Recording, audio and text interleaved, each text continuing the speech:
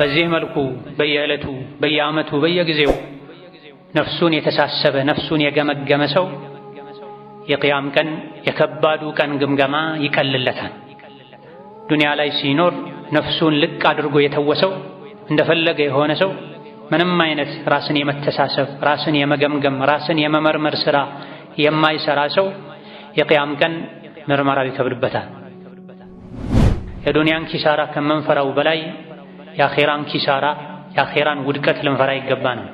የዱንያን ኦዲት ከምንፈራው በላይ የአኼራን ኦዲት ልንፈራ ይገባናል። የዱንያን የሰዎችን ግብር ከምንፈራው በላይ የአኼራን ግብር ልንፈራ ይገባናል። አይነ ሰጥቼህ ነበር፣ ጆሮ ሰጥቼህ ነበር፣ ምላስ ሰጥቼህ ነበር፣ እጅ እግር ሰጥቼህ ነበር፣ ምን ሰራህበት? ለምን አዋልከው? ተብሎ አላህ ዘንድ ተባረከ ወተዓላ መጠየቃል። ስለዚህ ዱንያ ላይ ያለ ሰው ራሱን ከገመገመ ከፈተሸ አኼራ የሄዱ ሰዎች ማያገኙትን እድል አላህ ሰጥቶታል።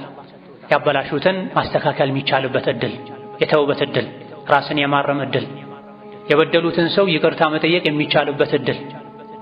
ከግምገማ በኋላ ራስን ከፈተሹ በኋላ ማስተካከል ከሌለ ቆም ብሎ ማሰቡ ራስን መውቀሱ ብቻ አይደለም ጥቅሙ። መለስ ብሎ ያበላሹትን ማስተካከል ያጎደሉትን መሙላት ያስፈልጋል። ከሞትከ በኋላ ማን ነው ሰደቃ የሚሰጥልህ? ማን ነው ዱዓ የሚያደርግልህ? ማን ነው እስትግፋር የሚያደርግልህ? ማን አለህ? ማንም የለህም፣ ብቸኛ ነህ። ዱንያ ላይ ሲኖር ሰው ሲያገኝህ ፈገግ ብሎ ሰላም ሲልህ እንዴት ነህ ሲልህ ብዙ ሰው ያለህ ሊመስልህ ይችላል እንጂ የሞትከ ቀን ብቸኛ ነህ። ምንም ያክል ሰው ቢወድህ ሞተ ስትቀበር እኔ ከሱ ጋር እቀበራለሁ የሚል አታገኝ። ቀብረው የመጡ ሰዎች ቦታው ላይ ቢያለቅሱ ጭንቅላታቸውን ቢይዙ አንተን ቀብረው ተመልሰው ምግብ መጎራረስ ይጀምራል፣ መሳሳቅ ይጀምራል። ቀብር ላይ እንኳን ተቃቅፈው የሚሳሳሙ ሰዎችን እናያለን። ቀብር ላይ ስለ ዕቁብ ስለ ዕድር የሚያወሩ ሰዎችን እናያለን። ያንተ ጀናዛ ላይ ቆመው ይረሱሃል። ሚስትህም ሌላ ታገባለች፣ ባልም ሌላ ያገባል። ንብረትህ ወራሾች እንደፈለጉ ይሆኑበታል። አንተ አኺራ ላይ በሐራም አምጥተው ከሆነ ሕግ ጥሰህ ከሆነ ትቀጣበታለህ፣ ትጠየቅበታል። ፈስአሉ አህለ ዚክሪ ኢን ኩንቱም ላ ተዕለሙን።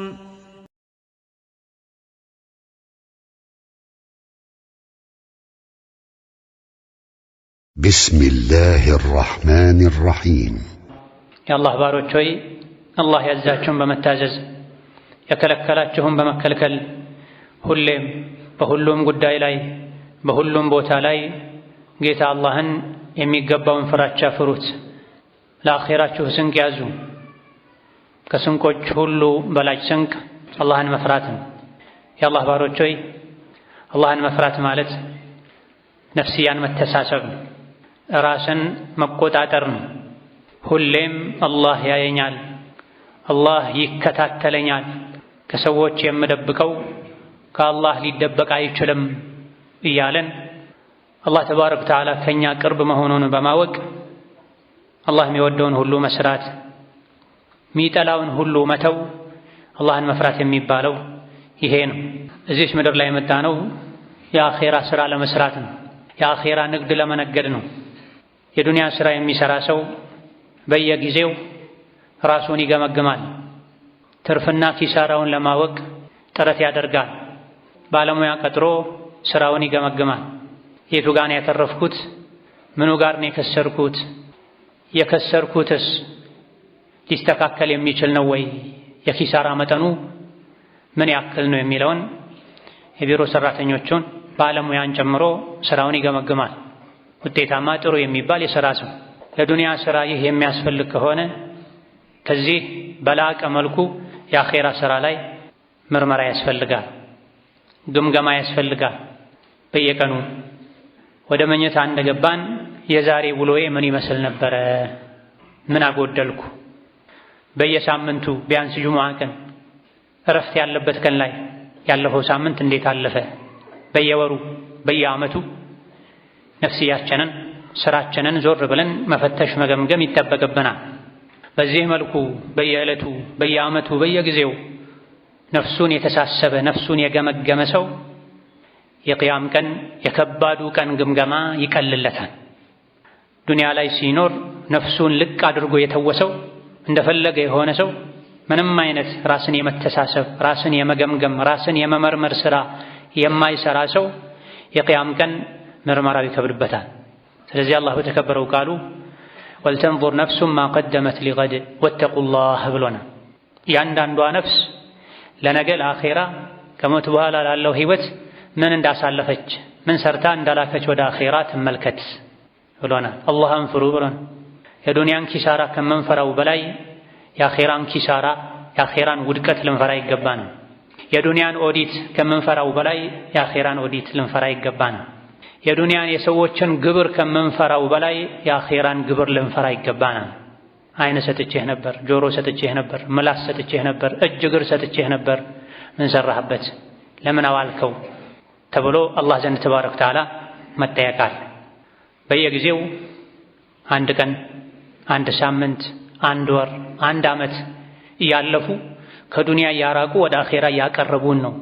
ሰዓታት፣ ቀናት፣ ዓመታት እነሆ አሁን ላይ 1447ኛው ዓመትን ይዘናል።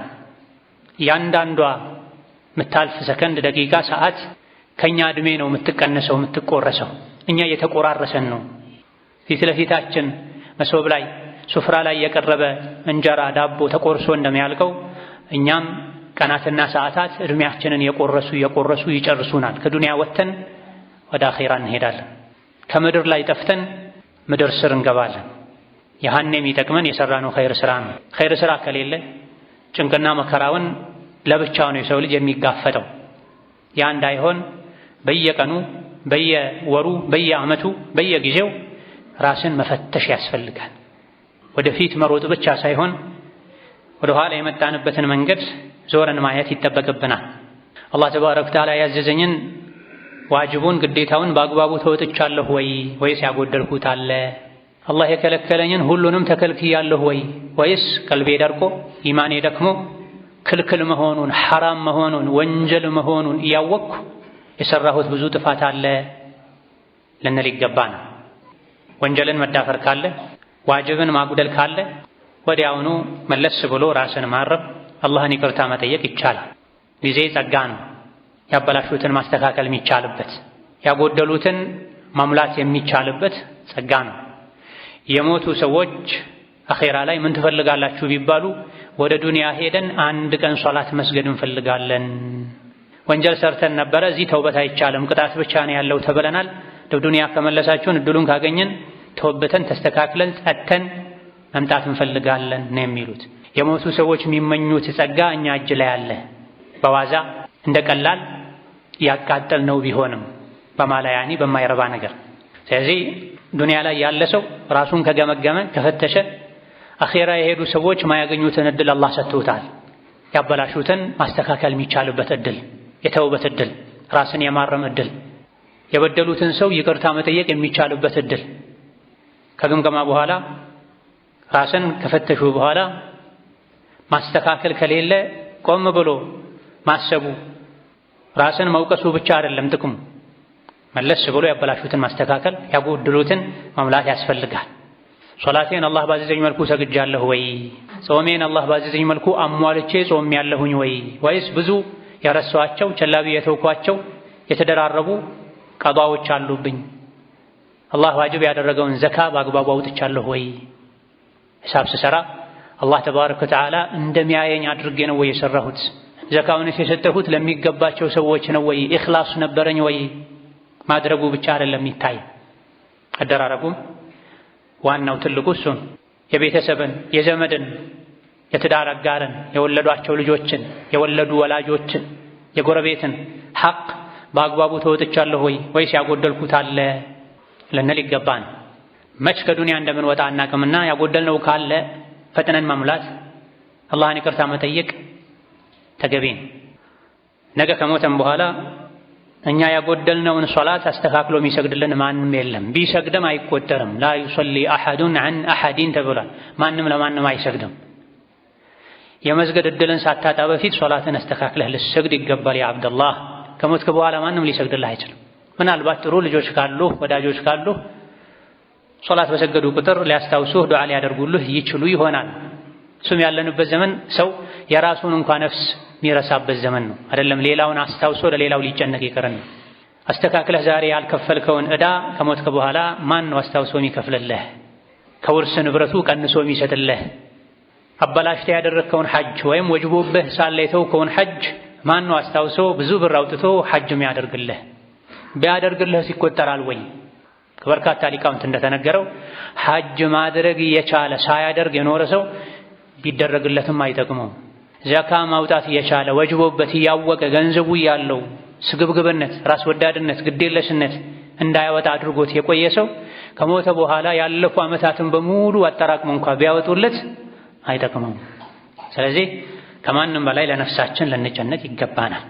ነገ እኔ ከሞትኩ በኋላ እኔ ያበላሸሁትን የሚያስተካክል የለም፣ ቢያስተካክልም እኔ ያበላሸሁትን እነሱ ቢያስተካክሉት አይሆንም። ኩሉ ነፍስን ቢማ ከሰበት ረሂና ወአን ለይሰ ሊልኢንሳኒ ኢላ ማ ሰዓ። ነፍስ ሁሉ በስራዋ ራሷ ትያዛለች። የሰው ልጅ የሰራውን እንጂ አላህ ዘንድ አያገኝም ነው። ስለዚህ ከነፍሳችን ጋር መነጋገር ያስፈልጋል። ለነፍሳችን ለአኼራችን ጊዜ መስጠት ያስፈልጋል። ሁሌ ለዱንያ መሮጥ ብቻ ሳይሆን ለአኼራ ቆም ብሎ ራስን መገምገም፣ መፈተሽ፣ መታረም ያለበትን ማረም ያስፈልጋል። ከሞትከ በኋላ ማን ነው ሰደቃ የሚሰጥልህ? ማን ነው ዱዓ የሚያደርግልህ? ማን ነው እስትግፋር የሚያደርግልህ? ማን አለህ? ማንም የለህም፣ ብቸኛ ነህ። ዱንያ ላይ ሲኖር ሰው ሲያገኝህ ፈገግ ብሎ ሰላም ሲልህ እንዴት ነህ ሲልህ ብዙ ሰው ያለህ ሊመስልህ ይችላል እንጂ የሞትከ ቀን ብቸኛ ነህ። ምንም ያክል ሰው ቢወደህ ሞተህ ስትቀበር እኔ ከእሱ ጋር እቀበራለሁ የሚል አታገኝ። ቀብረውህ የመጡ ሰዎች ቦታው ላይ ቢያለቅሱ ጭንቅላታቸውን ቢይዙ አንተን ቀብረው ተመልሰው ምግብ መጎራረስ ይጀምራሉ፣ መሳሳቅ ይጀምራሉ። ቀብር ላይ እንኳን ተቃቅፈው የሚሳሳሙ ሰዎችን እናያለን። ቀብር ላይ ስለ ዕቁብ ስለ ዕድር የሚያወሩ ሰዎችን እናያለን። ያንተ ጀናዛ ላይ ቆመው ይረሱሃል። ሚስትህም ሌላ ታገባለች፣ ባልም ሌላ ያገባል። ንብረትህ ወራሾች እንደፈለጉ ይሆኑበታል። አንተ አኺራ ላይ በሐራም አምጥተው ከሆነ ሕግ ጥሰህ ከሆነ ትቀጣበታለህ፣ ትጠየቅበታል። ስለዚህ እኔ ብቸኛ ነኝ ለነፍሴ ነኝ እንጂ ማንም የላትም ልንል ዱንያ ላይ ራሳችንን እንደምንጠብቀው ከዛ በላይ ነፍሳችንን ልንጠብቅ ይገባናል። አላህ ዘንድ እንድንጠየቅ የሚያደርገንን ነገር ሁሉ እዚሁ አጥርተን አስተካክለን ልንሄድ ይገባናል። ግዴለሽነት፣ ቸልተኝነት ዛሬ ነገ ማለት ሊያጠቃን አይገባም። ነገ እዚህ ዱንያ ላይ አለን የለንም ማናችንም እርግጠኝነት አናውቅም።